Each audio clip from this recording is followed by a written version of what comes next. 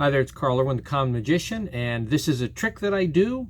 Some of you are going to like this, a lot of you are going to hate it, but you should give it a chance because it works really well if you're very choosy about when you use it and the company you're in. I'll talk about that a little bit more at the end of the demonstration. So this is a time travel trick. This is about time travel. I don't know if you realize this, but time machines have been around for quite some time. Almost everybody owns one, and a lot of people carry them around on them. They come in various shapes and sizes and formats. I carry a couple on me. I carry my cell phone, which has a time machine app on it, believe it or not. And I also keep one on my wrist right here. It's a time machine, right? It's a machine that keeps the time. But I want you to think about this as something different. You see, a time machine, as we normally think about it, is something that can transport us in time, either backward into time or forward in time, as the case may be, kind of like as you see in the movies, Back to the Future, or some kind of device that allows us to see or visit time periods that we otherwise are not in right now. I want to try something with you. If you remember, the inventor of the time machine, as we know it, is H.G. Wells. H.G. Wells is a famous author who wrote The Time Machine. It's a book that has been turned into a number of different movies that have been adapted from that story. And in there, we come across the time machine as we know it in science fiction. H.G. Wells was born September 21st in 1866, just after 3 o'clock in the morning, very early in the morning. And I want to try something with you. I want you to take my watch here real quick, and I want you to just put your hand out. Go ahead and hold on to the watch, and I want you to cover it up. And I want you to think about that right now. Close your eyes and think about that year, 1866. What would it look like around you? There would not be the kinds of amenities that we have. There would not be the kinds of outfits that we wear. Transportation would look very different. The world would be a much, much bigger place at that time. But think about that. Just after 3 o'clock in the morning, September 21st, 1866. And I want you to go ahead and take a look at the watch and see what has happened. You can see we've been transported to just after 3 o'clock. Just after 3 o'clock. Now, you didn't see this before, right? So this could have been set that way. I want you to hold it in your hand again and imagine everything moving. Imagine the clock face moving, spinning vigorously, coming back to the present and stopping at the present day, at the present time. Right now, what time is it? Go ahead and take a look at that watch. If you look again at the watch, you'll see it now reads back to the present time, which is now 9:37. 9:37. So that is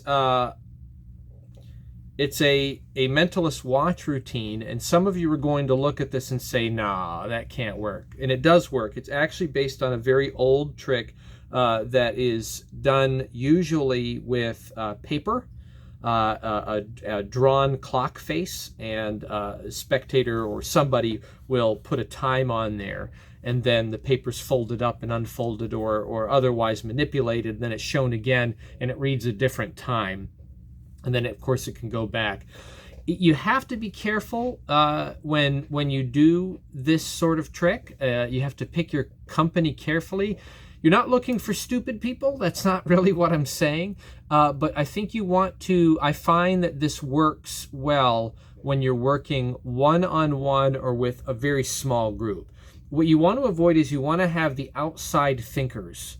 You want to have the person that's engaged in it, maybe a friend that's engaged with them, right? So this is kind of an on the street or a one-on-one in the corner of the room kind of a thing that you do. Whenever you do this for someone and you have onlookers that have the opportunity to really process and think about it, this is when the method can get a little dicey. On the other hand, you can do this, I think, I have done this before in slightly larger groups where you're working kind of one-on-one with a person, and then other people are sitting away and they can't exactly see what's going on. They just get the reaction and they hear what is happening. It's described to them, and they have to go on the spectators' reactions as a witness of the effect, right? So it can work in that manner. It can work in that manner. But that's, you know, that's the kind of watch mentalism that I do. I don't, for me, I don't have any reason to pay a whole bunch of money for a mentalism type watch when I can just do this kind of a trick and call it a day.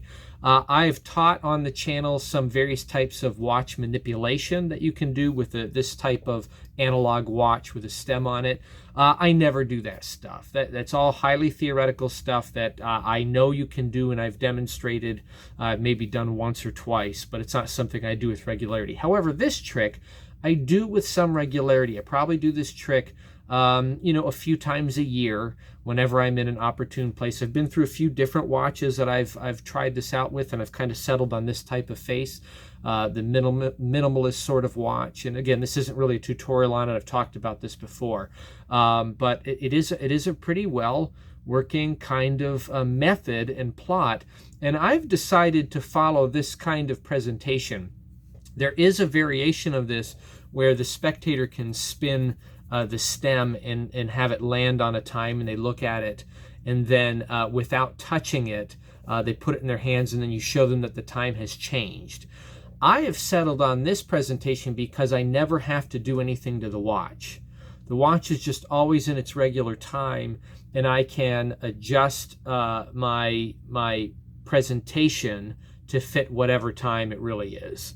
Nobody knows the time of day, you know, that H.G. Wells was born. I don't think so anyway. We know the date, but the time is kind of unknown. They didn't really keep those kinds of records. It hasn't survived. So you can really make any kind of claim, and it's not like it can be, you know, falsified or verified untrue.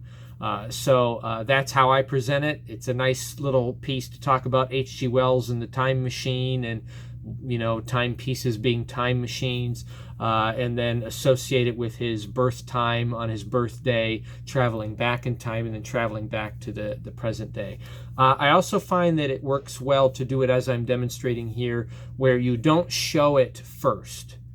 You show it after the time has changed, and then as a point of verification, you bring it back to regular time, and then put it back on the hand, and then move on from there. So, and that's a nice thing about it too, is that if you use your own watch, it's something that you can do. You show it, you take it back, they ponder it without really examining the watch anymore.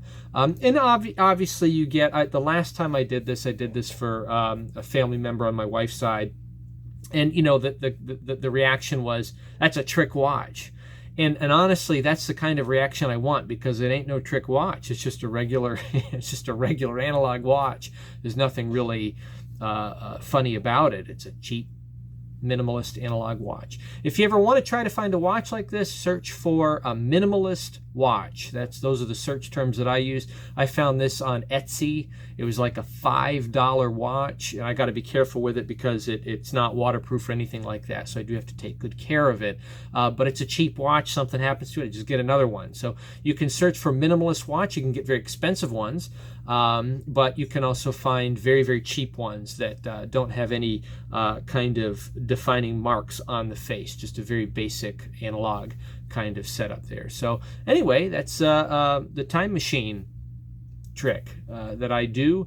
It's a trick that I do, and I do it with regularity, and it works very, very, very well with spectators under certain circumstances. So good luck with that. Happy magicking.